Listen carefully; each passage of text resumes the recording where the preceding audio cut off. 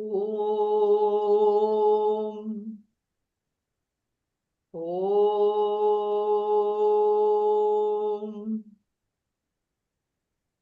Om. Om Sahana Bhavatu Sahnau Bhunaktu Sahaviryam Tejasvinavadhitamastu Mavit Vishavahaihi. Om Shanti Shanti Shantihi.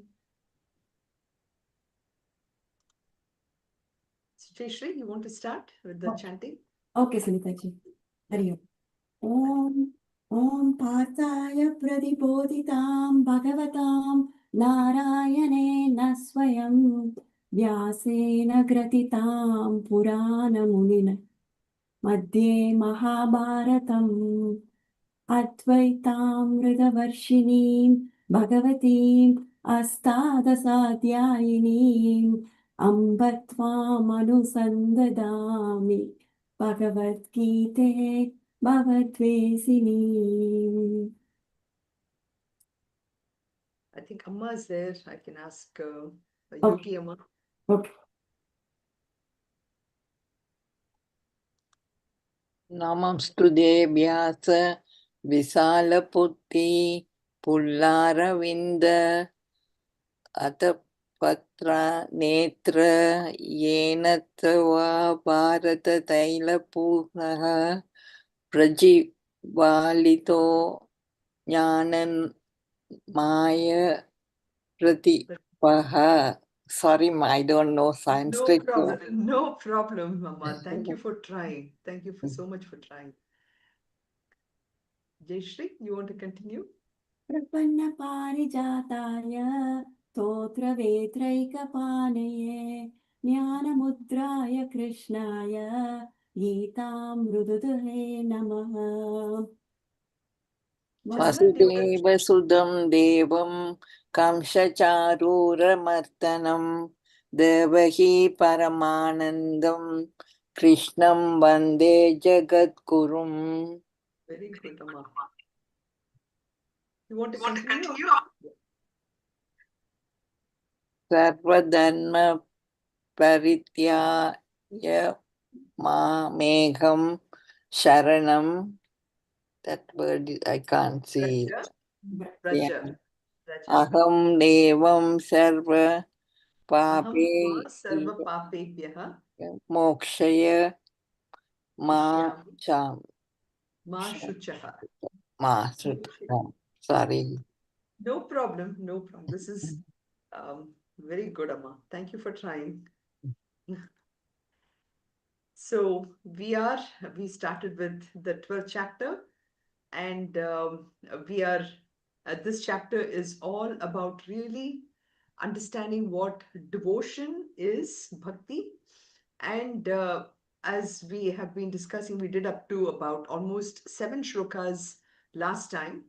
And we find that, in up to about the 11th chapter, which is the second part, this from 7 to 11, we had discussed about the Tat part of the Tattvamasi, and that aspect of it is something which Arjuna is really now completely having understood it, and where the last shloka of the 11th chapter, where Krishna says that, at the end of the day, that all devotees, they come to me.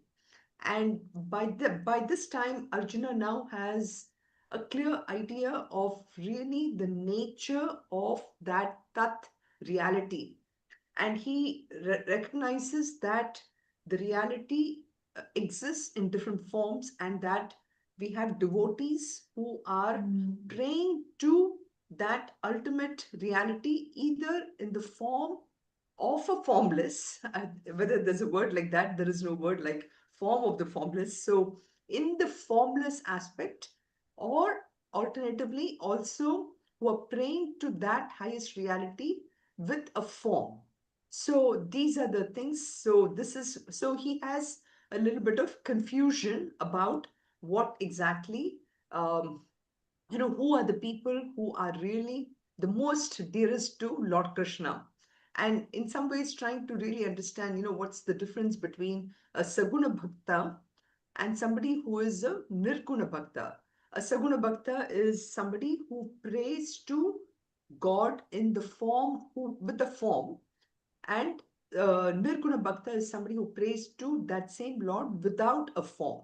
So, who is absolutely formless.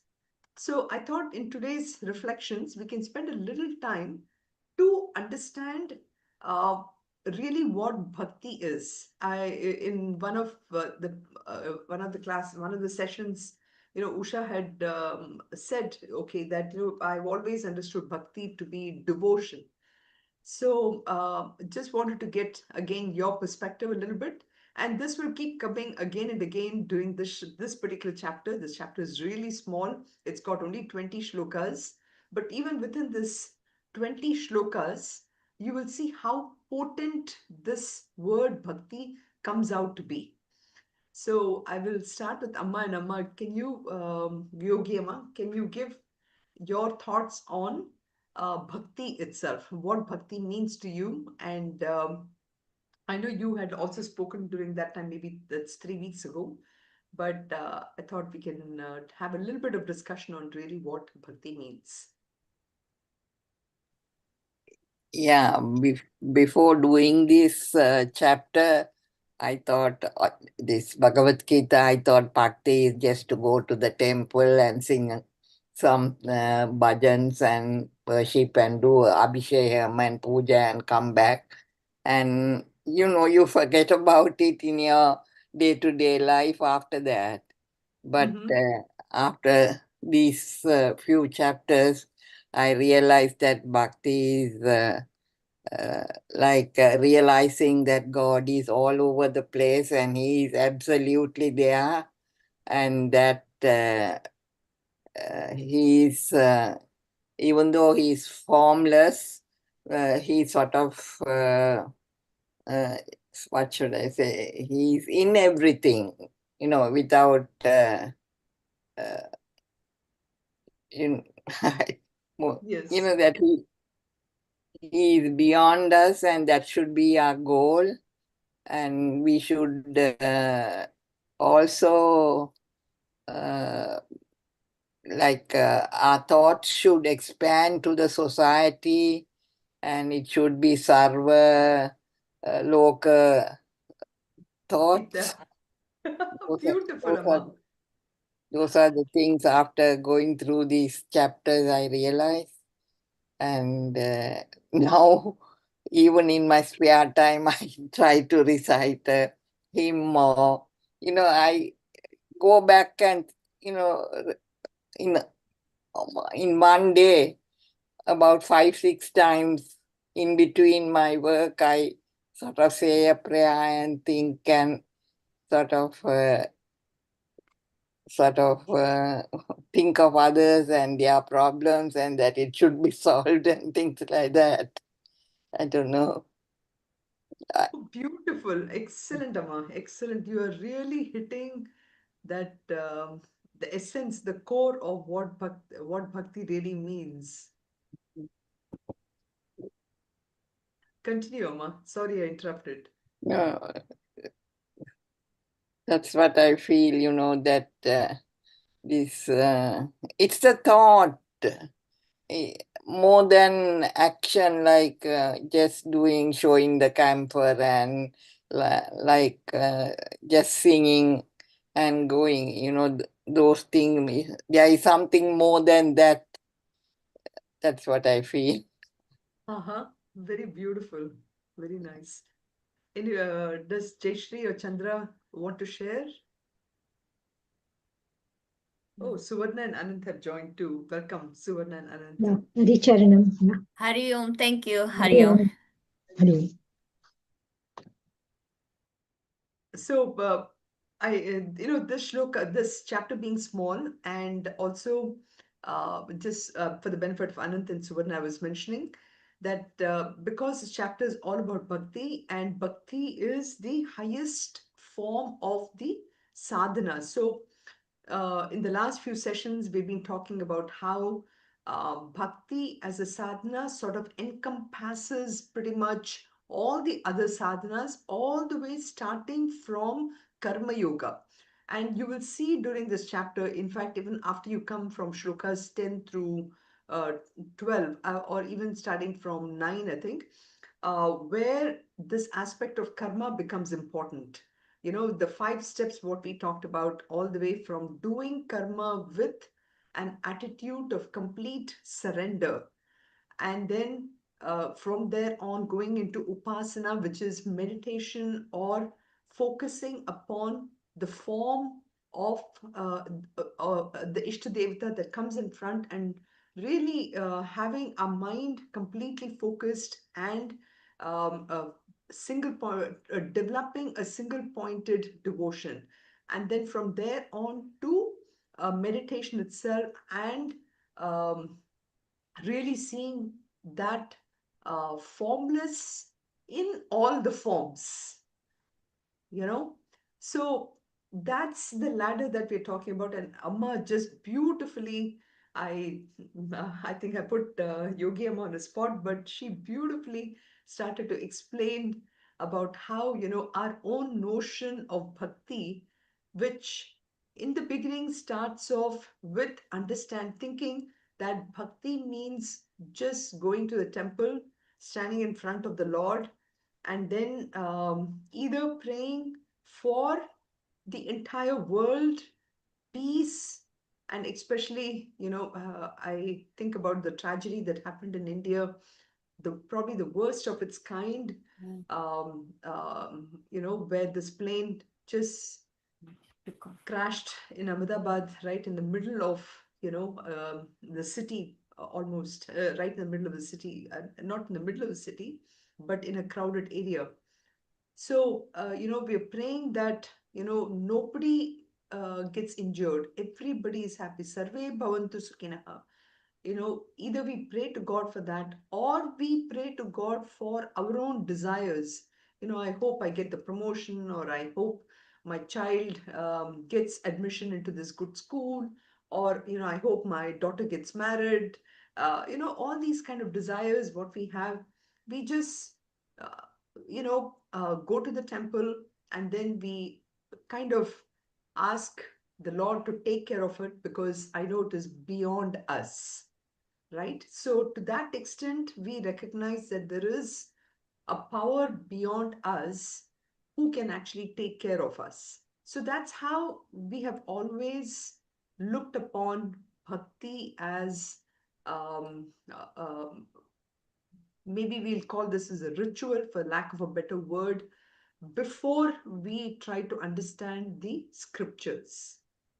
So bhakti, and as Amma also pointed out, is bhakti is not just praying devotion to that Lord. Bhakti is not, in fact, I will use a few more um, rituals as part of bhakti. We think, so sometimes we think bhakti is singing a lot of bhajans. Mhm.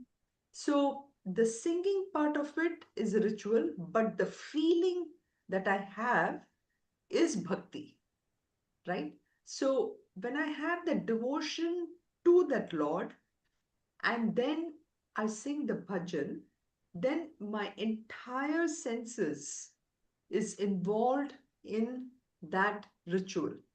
So that is bhakti. But just singing the name of the Lord and not feeling that is not bhakti, right?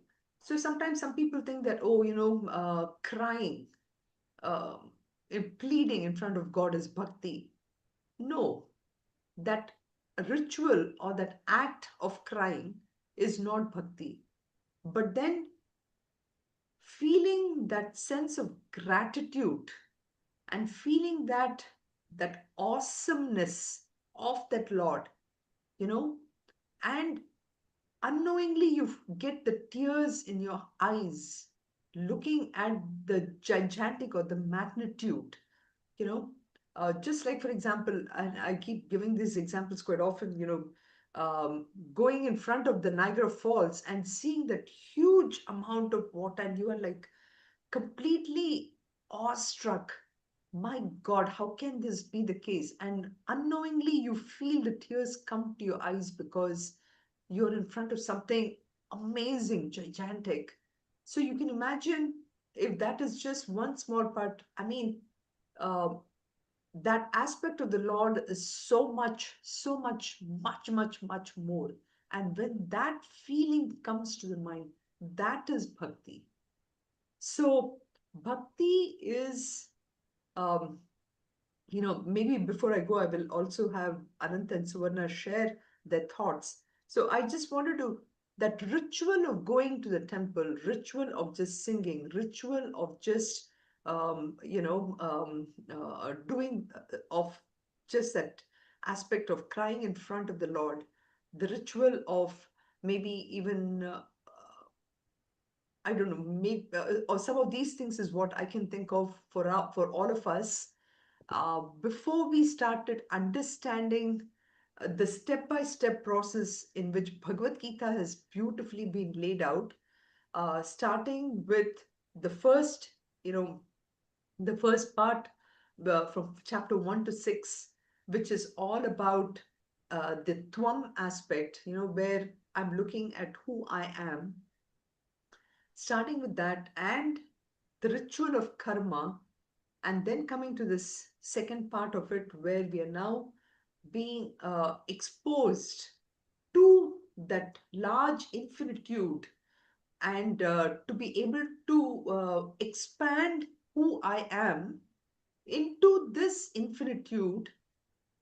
That part of it is what we're coming to, and that part of us surrendering ultimately to this aspect of infinitude is that aspect of bhakti. And there is one major part of really what the essence of bhakti is, which I will come to before I just allow Anant and Suvarna to say something, and we'll move on. Anand and Suvarna, do you have anything to offer at this point? If not, yeah. Yeah, Hari Om, thank you for yeah. Uh, this is a very small example, but I think the bhakti part of it. I was listening to a bhajan today, and it's the more I'm listening to the bhajan, the more the words are sinking in. It is like more I am in tune with what I'm listening. The picture, it's like you were saying, the more you surrender yourself not to the words but to the meaning and what it is saying and who it's implying to. It is like it's taken me a bit of a time. I'm not saying it happened immediately, but repeated listening to that bhajan has definitely has had that impact on me. That is something, yes, bhakti, uh, bhajan, yes, bhajan singing is good, but the bhava has to be there in that singing. Yes. Right, exactly. Yeah, That is yeah, the aspect. yeah. So And singing without bhava is not what bhakti is, right? yeah, yeah, Yeah, yeah, yeah. very good. Thank you. Very good. Thank you. Yeah. Hari Om. And yes, Anand. Uh, yeah, thanks for the reflection. Uh, One of the slokas, not in this chapter, or it comes here. Uh, it goes like, Artho Jijnasu, Uh-huh. and then Jnani is a Bharatas. So, Correct. Ardhashu. So, there are four types of devotees. So, comes. Arthati, Artha, then Uh, Jignasu and Jnani. Yeah, four. Right, right. So, I mean, again, the way I see is until someone reaches the ultimate one, like the jnani. Jnani is the ultimate bhakta, according to Bhagavan. So, I mean, the starting point would be someone, if he's in trouble, if he's, then he pleads, or he will say, I want something. Then maybe God gives it, or gives part of it, or you know. So that's like a starting point. and then jijnasu, then one becomes curious. Okay, how do I reach Bhagwan, or how do I get the jnana? So I mean, I just remembered this sloka, Yeah. and I mean, again, the other ways I look at is, Bhagavan, he gives, again, once the faith, Shraddha, Bhakti, in some of the slokas was seen. Mm-hmm. Then with that, Bhagavan, he gives everything. That includes, Mhm. like, something we need urgently, something, or jnana, or so just that's the path to go. Mm-hmm. Yeah. Mm-hmm. Very good. Very good. Both of you hit some beautiful aspects, but that essence of bhakti, which we need, plus the ritual, you know. So that particular ritual without this essence is not bhakti, but that any ritual with this essence is actually bhakti. So what is that essence? That essence is nothing but love. You know, when it starts with, like, when Anant was just mentioning about the artha, artharthi, jignasu, and jnani. It starts with artha, the person having a love for himself or herself the most. Okay. And this is purely from a materialistic standpoint. Because of the love for who I think I am, okay? Because it's really an illusion if you think about it. When we all think of who I am, we all think I am this Sunitha or Suvarna or, Auntie, or Jayashri. We think that is who we are, and we go to that Lord and we pray for that who we think we are, right? So we love that aspect of who we think we are to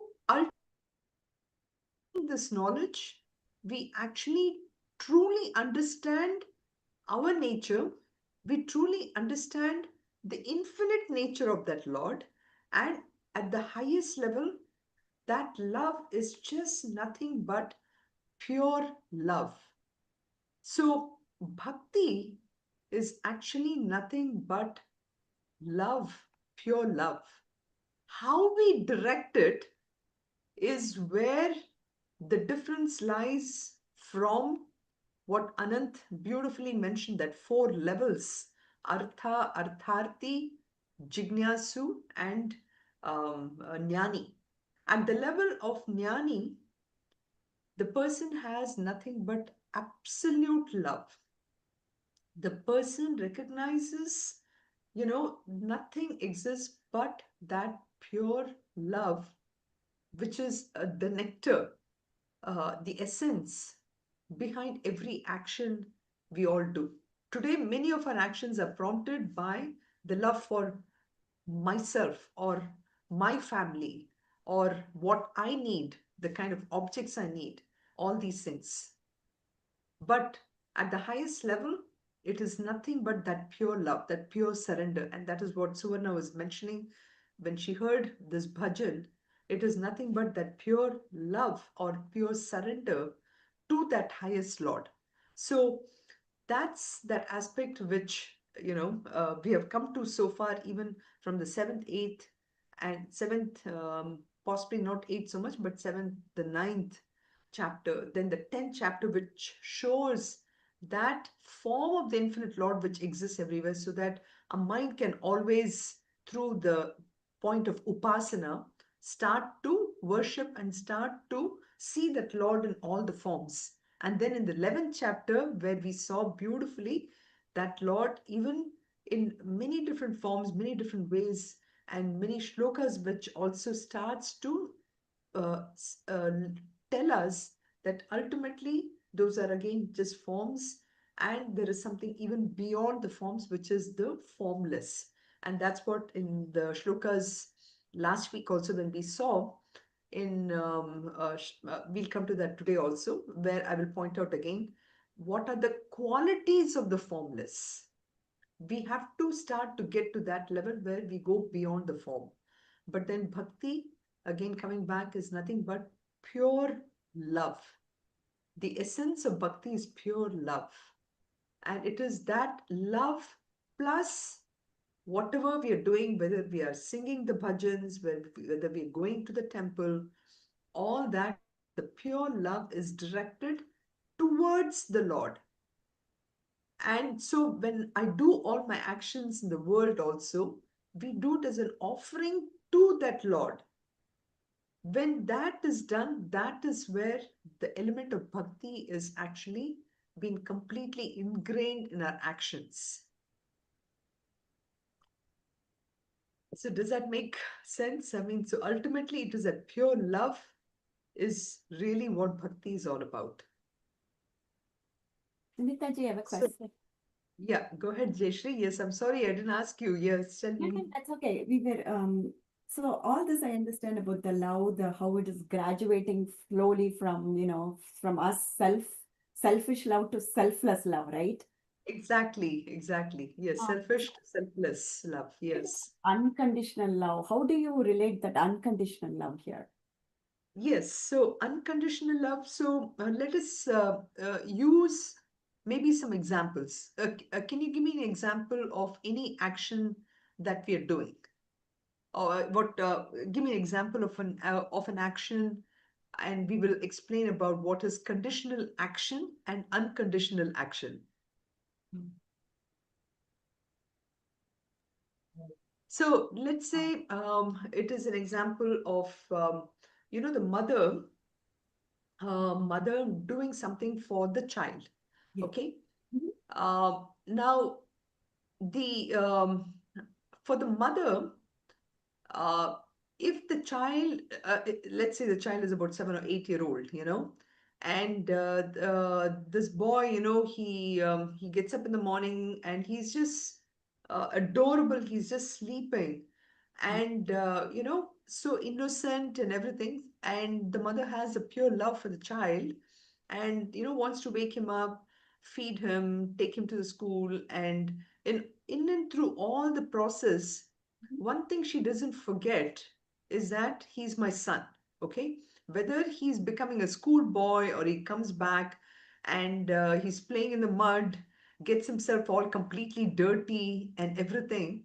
And then she feeds him in the dinner, and then he goes to bed. In and through all that, okay, the fundamental aspect of it is that she doesn't forget that he's my son. There is no condition that she associates herself with the son, that, oh, only if he does this, I'm going to feed him. Only if he does that, I'm going to take him to the school or anything, right? So there is kind of an unconditional love she has. The same thing for another person, possibly for her neighbor, the same boy. If that boy, plays with my child, then I will consider him as important for me. So there's a condition that the neighbor might have towards the same boy, which the mother doesn't have. Correct? Yeah. So she has unconditional love, and the neighbor has kind of a conditional love for the same boy, right? Yeah. Does that answer the question? I'm not sure if this. It does answer, but I didn't know how do we practice unconditional love? I guess that's my Yes, correct, correct. So, how do we practice unconditional love? Is just like how the mother is able to see the son in and through everything, even if the son does something wrong or whatever. So, too, I have to consider that it is that uh, Lord who is in and through each and every one of us. The 10th chapter, that is why, exposes us to the magnitude from all the way to a small ant to the biggest thing, biggest possibility we can see. In and through everything is nothing but that Lord. You know, uh, I'm just using that same example of the mother and the son, is um, how the mother is able to see the son even if the son does something totally wrong, he is still her son, right? So if I use that same kind of an attitude towards everybody, anyone and everyone, you know, you will actually start to um, see that. I mean, I can give you some examples which I can see how even small things, you know, I start to reflect upon, whenever I do something which I'm not supposed to, maybe even somebody, maybe if I shout or whatever at somebody, something, or let's say even when we're driving, and somebody cuts us off, the first thing that comes to my mind is, wow, how can this person do that or whatever? But if I have that love for, if I start to develop that bhakti, that love, then what happens, even when the person is cutting me off, I will actually have the thought that, maybe the person is in a greater hurry than I am. Right. You know, maybe it is something that, so the very fact that the person is cutting me off is actually a kind of is a kind of a practice for me to practice that patience and love for that person. Okay. You Right. know, we need to, I need to think about it that way. Yeah. Yeah. It gives us an opportunity. It gives me an opportunity. It is not about that person cutting me off, but it gives me an opportunity to develop that love. You know, most of the time we are in a very passive mode, actually. What I mean by being passive is, um, we don't see the opportunity in front of us to practice that love. And that practice is very, very important for us in order to start, uh, in order to help us grow in love. Yeah. Correct. There are very beautiful texts, the Narada Bhakti Sutra, and many texts which actually gives us all these pointers on how we can develop and how we can grow in love from one part to another. And this is something, and this is the difference between a blind faith and bhakti, actually, in the sense, um, if I understand through these texts, and that's why Bhagavad Gita and of course many other texts also, Upanishads, of course, at the highest is nothing but talks about pure love, which is actually nothing but pure knowledge, which is nothing, and that's why at some point jnana and bhakti completely merges with each other. But without this knowledge of truly who is that Lord, which Yogi Amma beautifully developed that thought process, we will not be able to experience that bhakti, that love. The love starts from us. But how does the love start from us? Which is your question, which is how do I really start to practice this bhakti? Is I have to first understand the Shastras. I have to understand who is that Lord. But before I understand who is that Lord, I have to understand who I am. Yeah. Okay. What is my identity? Am I really Jayashri? You know, yes, I am Jayashri. I'm a daughter, I'm a mother, I'm an employee, all that. But those are all roles. We get completely uh, engulfed Entangled. in the role we are playing, Okay. and we are feeding that role all the time, which is the illusion which I talked about earlier. And in feeding that illusion, I have not given my opportunity um, uh, to go further and look at who am I really feeding. Okay. So I need to do a lot of that reflection, and that is what I'm sorry we are spending so much of time on this reflection, but I just wanted to give that idea. Okay. Thank you for taking so much time and repeating this, the thing again and again, and we are going through the reflection again because this is very important. We cannot just, the term bhakti, devotion, they sound very simple, but the actually understanding what they are, and how do we make it a part of our daily life. It's just not sitting when we are doing the puja or chanting the sloka. That is not the only time that we No. need to have the devotion and the bhakti. It has to be with us throughout the day. So thank you so much for repeating it again and again. It is really, we need it.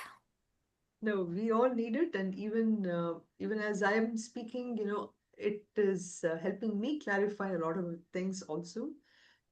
And especially when you said about the chanting, um, when the children are young, it is good to learn for them. It's very important that they learn the chants and they learn to memorize and everything. But at the stage that we're in, it's important for us to understand each of these shlokas, spend a little time, even every word, and that's why I tend to, in even like you've seen this thing, I tend to put the meaning of the shlokas too and focus on some words more, even more, so that as I'm spending the time to reflect upon it, to that extent, my own conditioning is actually being questioned, you know. Um, so that is very important for us at this stage, that we bring that real element of bhakti into an actions that we are doing. Um, so let's start with, so we'll just go through these six shlokas very quickly, just to develop the flow for the next few shlokas. So we see that now that Lord Krishna has explained to Arjuna about really his true nature, because Arjuna, started this section to ask Krishna, so tell me really, who are you? So Krishna has explained about his true nature, which is the form of Krishna. And in the 11th chapter, he showed his form in many different ways, from the most loving to the person who even takes care of the devouring of the whole world. To that extent, he shows him the form, but then he also tells him that I am beyond this form, right? So, having done that, Arjuna, we find, is really interested then in understanding, you know, tell me then, which is the better way of worshipping you? Do I really worship you with the form, or do I worship you as a formless? That is the simplest question that Arjuna has asked here. To which you see Sri Krishna explaining to him, saying that, it really doesn't matter to me whether you are uh, worshipping me in the form or worshipping me as a formless. It doesn't matter to me. However, there are three conditions which you should really follow, uh, whether you're worshiping me. So that's why he says the three conditions, is my aveshya manaha yema. So that is those people who are allowing me to enter completely into you. So when you think about this, no, so what is the mind here? Okay, manaha, mai avesha manaha. Our mind is nothing but a bundle of thoughts, correct?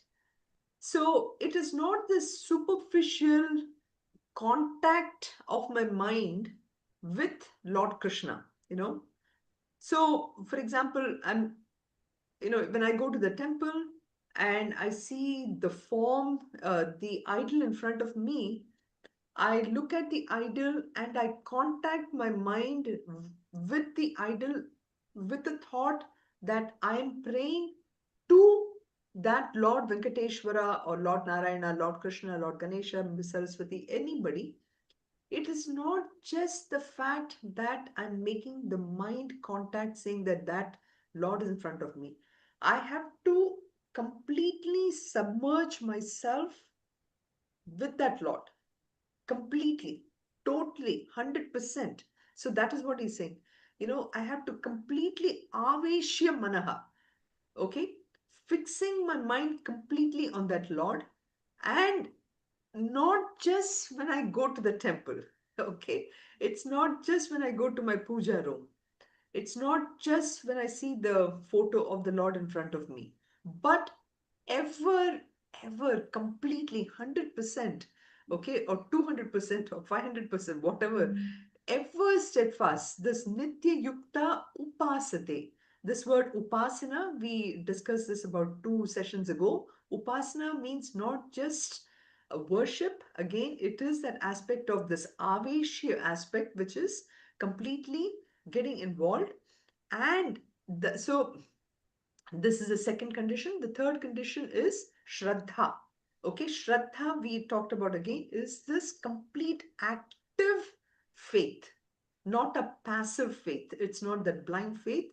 And this Shraddha, again, you can see the word Shraddha.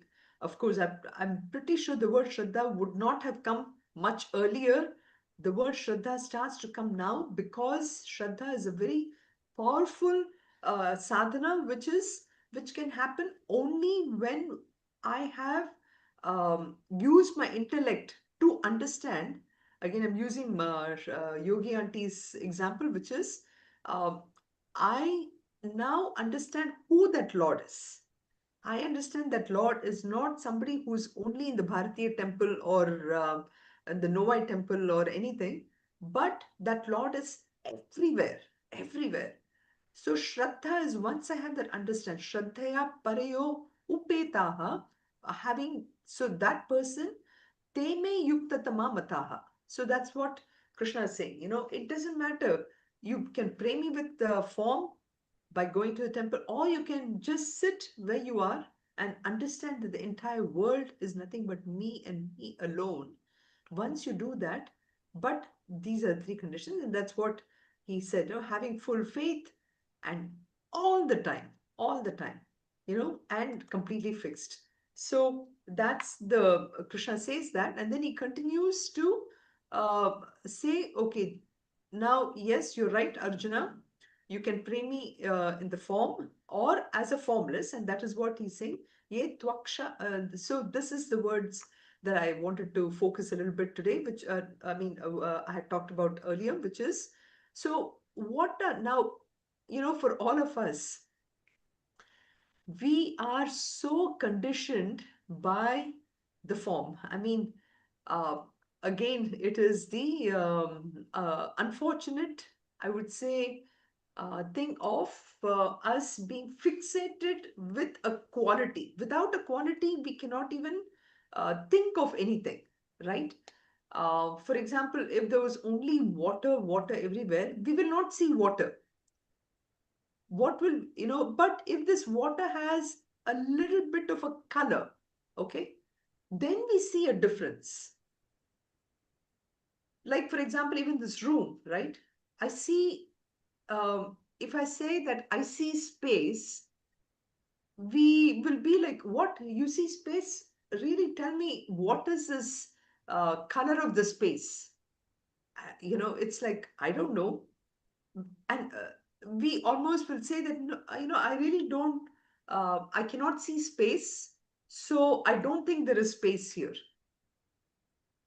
Only when we have read in our science textbooks or whatever, where we saw some, what should I say, and even then, I think to date, I think if somebody were to say, yes, there's a lot of space here, we will say, no, no, no, I don't think there's space, there is air. Because we know air is a mixture of, nitrogen and oxygen and all that. But space, it is almost impossible for us to see, feel all this stuff, right? Only our Shastras say that there is space, and so we understand space. Now imagine this Lord is even beyond space. So how can we even see it, right? So the third shloka, where there are all these qualities of that formless, is being described. So you see that aksharam, which is the imperishable. So, and then imperishable. What is imperishable? Only those things which have a manufacturing date and an expiry date are imperishables, right? So there are that's how our mind is. Our mind is so conditioned. We have to get out of this conditioning to understand that formless. So it is the quality of the formless is it is imperishable, aksharam. It is anirdesham, which is impossible to define it. Only with something which has a shape, it has color, it has a sense of a property can you define it. But that Lord has none of those characteristics. So how can we even define it? And if we cannot define it, can we even see it? No, we cannot, right? And then avyaktam, it's manifested. Uh, there is no manifestation of that form. Once manifestation happens, then we see it in some kind of a form or, any of these properties, which only things which have properties can perish. And manifestation is something which gives rise to all these forms, right? And then sarvatra gam, it's everywhere. It's like in the Bhagavad Gita book, Swami Chimananda's this book here, this green book here. There's a very beautiful. It took me almost 2-3 hours where I was reading the shloka and I was kind of immersed in the way Swami Chimananda has explained. This word which is what is that? Sarvatra, no, Sarvatrakam. He says, for example, if I'm sitting in a, I'm all pervading, okay? So what do you mean by all pervading? This example that he gives in the book is so beautiful. He says, if you're sitting in a chair, okay, uh, now, can I say that, where is Sunitha in this chair? She's everywhere. She's sitting, she's holding the handle, she's sitting on the seat, her legs are resting on the feet of the chair. Everywhere it's nothing but Sunitha, right? There is no part in the chair where I'm not there. So you can imagine in this room, where is the Lord? The Lord is everywhere. The Lord is there as part of the curtains. The Lord is there as part of the space. The Lord is there as part of the bed, which is, I'm just looking at all the things which is there in this room here. So the Lord is everywhere. Now let's expand that to my house. Let's expand that to my area where Tambaram, where I'm staying right now. And let's expand it to Chennai. Let's expand it all the way to India. Let's expand it to the, Asia. And then from Asia, everywhere it's nothing but that Lord. Okay. So that's what he's meaning by Sarvatra Gam. And Achintyam. The word achintyam, it means, chinta means, thinking. Achintyam is unthinkable.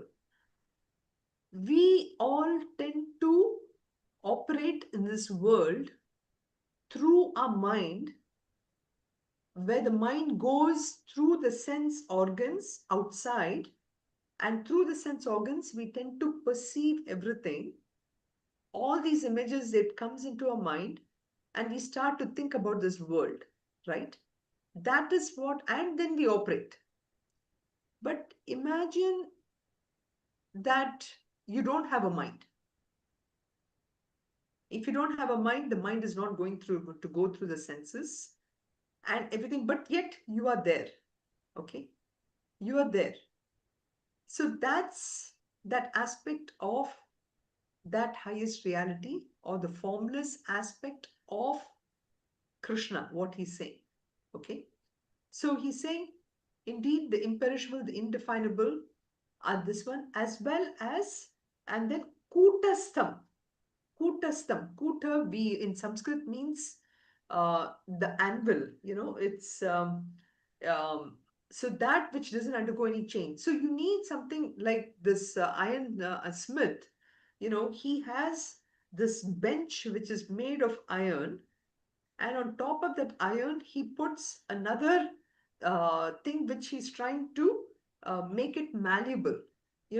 putting another piece of iron on top of it, and then he's using this hammer to make it malleable, okay, to break it into a form which he can use. So Kuta means that which is unchanging, that which does not undergo any change. It's only when something is not changing, on top of that, you can actually create some changes, right? So that infinite Lord is that Kuta, the unchangeable, and it is unmovable. So it's like, again, when you fill, say, a balloon with water. I'm just using a balloon with water as an example. I know a balloon has space and everything. Okay. Now, if I say, where is the water moving in the balloon? It is not moving. There is no, I mean, there cannot be any movement at all because it is everywhere inside that balloon, right? So too, where is the Lord? The Lord is everywhere. So if he is everywhere, where is he moving to? Nowhere. He's everywhere. He doesn't have to move anywhere, you know? So that immovable and eternal. Eternal, he doesn't have the past, present, and future. He's eternal. So you see how powerful this thing is, and it's very, very difficult for us to focus, right, on each one of them, because each word means so much. And just to start to think, like aksharam, the word aksharam, uh, in order to think about coming to aksharam, I have to first start thinking about all things which are kshara, that which is perishing. So then I start to think about what are the things that's perishing. Things like, okay, when I go to Myers, I buy something, it has, maybe I pick up this pack of spinach from the frozen section. I look at the date, you know, uh, and it's something I have to use it right away. It's a vegetable. It doesn't stay too long. I don't know when they bought it, froze it, put it into the freezer, and then I'm picking it up. So I better use this. Even more perishable than that is, say, milk or whatever. Then I start to think about which has much longer manufacturing dates, all that. Ultimately, you can see how even the word aksharam, I have to spend some time to understand that word, and then I have to give up the notion of what I think is perishable and imperishable to come to a point where now I think I understand what is perishable, what is indefinable. I have to first define something, and then I have to give up that notion of definition to come to the indefinable, right? So, in this Shloka 3 and 4, Krishna is explaining to Arjuna that, what does it mean to pray to that formless Lord? So, he defines uh, that formless Lord, which is indefinable, okay? And then he says, that person who goes, this 3 and 4 is so powerful, actually, shlokas, because he says only such a person can actually go through the next, in shloka number 4, where he's saying, having restrained the aggregate of the senses, even minded everywhere, in all conditions, all conditions. Again, this example of the mother and the child, the mother, for the mother, that son is her son under all conditions, whether he's coming with his mud on his face, or whether he's coming with the medals on his neck, or whether he is in the morning, afternoon, night, all even minded. There's no difference. So can we all have that towards everyone today? No. I go to my work, I see my boss. One day, when he tells me that I did great work, I love him. On a day when he's really upset with me because I screwed up something, am I even-minded towards him? You know, how do I develop that even-mindedness? Sarvatra samabuddhayaha. Okay? So, only a person who can completely have the things which is given in the top shloka, you know, So such a person, he says, having restrained the aggregate of all the senses. It's not just, I say, what, I really, my taste buds are strong. I enjoy all the food, but I really don't care about what I listen to, or, whether this room has a great fragrance or what, nothing like that. It's all the senses I have, I, through, again, Shraddha. I need the Shraddha aspect, and I'm even minded. So he says, and the last word again, Amma used this word, Sarva Bhuta Hite Rataha, rejoicing in the welfare of all beings. So what if my colleague got a promotion? So what if, my neighbor's son, who was swimming along with my own son. So what if he won the medal, but my son did not? I am just happy. It comes naturally out of me. So that's this aspect of third and fourth, where that person who's able to pray to that Lord in the form of Aksharam and Anirdeshyam and Avyaktam and Kutastam and Achalam and Dhruvam and Achintyam and who is Sarvatra, and that person who has this kind of feelings, that is one for, those are the Nirguna Upasakas. So we saw this thing. And then in shloka number 5, Krishna, is voicing exactly what all of us are thinking, which is, hey, all that is great what you're saying. This, this thing here. Um, sorry, here. Yeah, you're asking me to pray to the imperishable, the indefinable, and all that. But tell you what, it is totally, totally impossible for me. That's what Arjuna is probably thinking in his mind. It's great that you are telling me all this, but I cannot do this. Okay? I really cannot, because it's extremely difficult. Now, let me stop here and ask you, why do you think we cannot be that Nirguna Upasaka? So far, we talked about the Nirguna Upasaka. Nirguna meaning the one, that form of the Lord who doesn't have any gunas. Hari Om. Hari Om, sorry, I didn't realize the time is already Yeah. 9:37 on your side. Okay, go ahead. Yeah, I mean, something to pray. If there is something in front of me, a Lord's picture, a statue, or a form, or any avatar, then I don't have to put lot of effort. In the sense, I see it right there in front of me, and then I pray. I so that happens. And the other way is nirguna, and something which I don't see, I don't feel, like I don't know where it is, or just to focus on something which is there's no form. So that's where the my senses Correct. struggle. Right. Right. Right.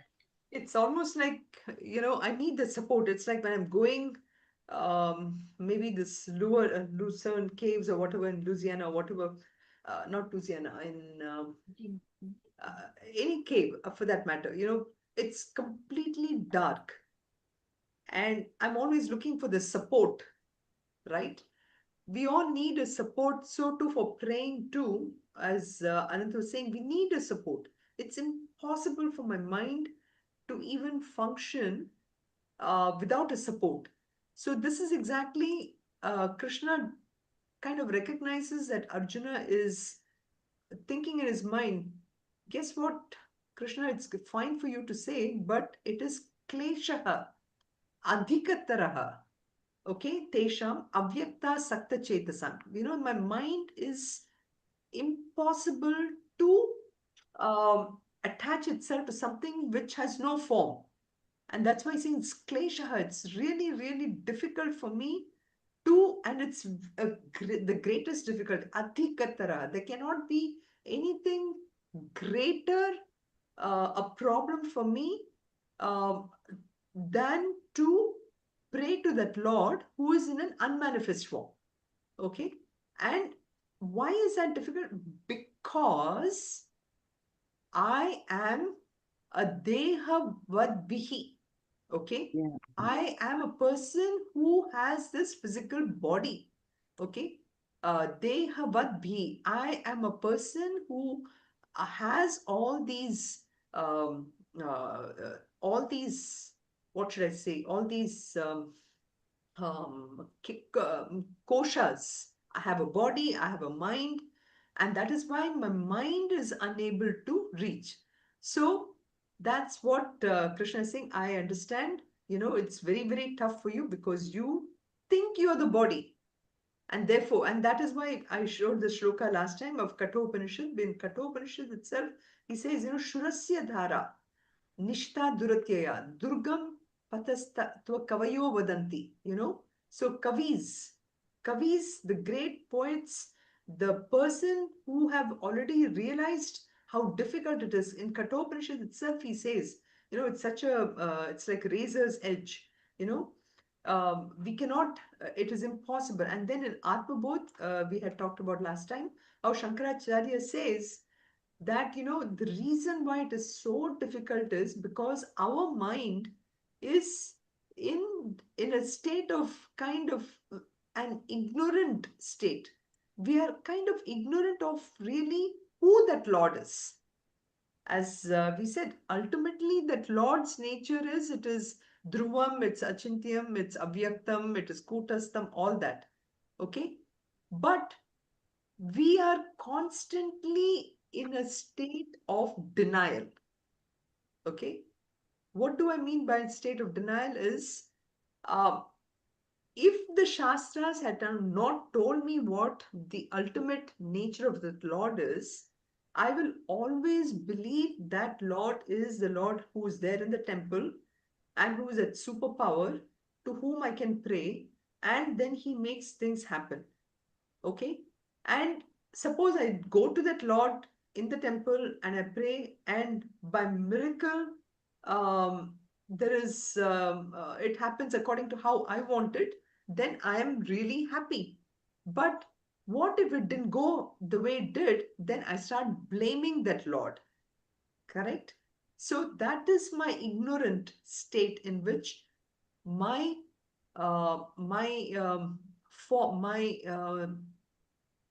opinion of who that Lord is. So that is why in Atmabodh itself, which is like actually in our scheme of learning, Atmabodh is like almost the third or fourth text, which we learn. Here he says there is no way that you can ever try to get rid of that ignorance, what we have, through any kind of karma. Aviroditya karma na vidyam vinivartayet. Okay? Any amount of karmas, any amount of going to the temple is not going to help you from that point. Okay? Yes, going to the temple is good for many different reasons. It allows me to focus my mind. It allows me to, because when I go to the temple, the thoughts are very pure thoughts. Everyone goes there with pure thoughts. It helps me to develop that aspect of it, but that by itself will not help me understand who that ultimate Lord is. It is only through texts. So that is why this kind of knowledge is in chapter 9, it's Raja Vidya Raja Guhyam, Pavitram Idam Uttamam, Pratyaksha Sargam, Dharmyam Susukam Karturabhyavim. So here Krishna says that this knowledge that we are trying to learn in Bhagavad Gita is ultimately the one which will allow me to develop that bhakti towards everyone. So this is, and then in from shlokas 6 through 7, now he tries to uh, transition from, uh, he's coming down like one level lower, okay, because that absolute Nirguna Bhakti is the highest where I can, and through having that Nirguna Bhakti, I will be able to with effortlessly understand everyone, effortlessly understand the nature of pure love. There is no condition at all, you know. So in Shloka 6, 7, which we saw last time, I know, oh, it's already at almost 15 minutes beyond time here. But I will just give you, I was hoping that we'll be able to go a little more, but um, these are all very important, very beautiful, very important shlokas. Especially this eighth one, which is coming, is just, Mai Sarvani Karma. We'll come to that. But uh, we had gone through this last time where, ultimately he says, so those devotee comes to, now this is a Saguna Bhakta, somebody who, for example, is going to the temple. Okay, ye tu sarvani karmani mai sanyase mat paraha.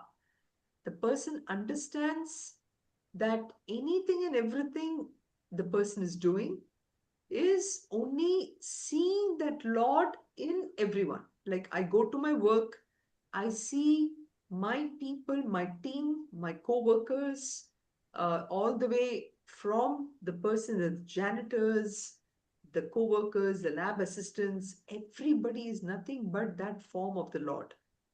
Okay? And I do my actions with complete single-minded devotion. Ananyena eva yogena. This word yoga, we'll spend a little time next week because we have to understand truly the word yoga. The word yoga comes so many times during Bhagavad Gita, and each time it looks like as if the meaning is different, but we have to understand the essence of what yoga means and then the application of the word yoga. So we will come to that next week. We'll spend a little time.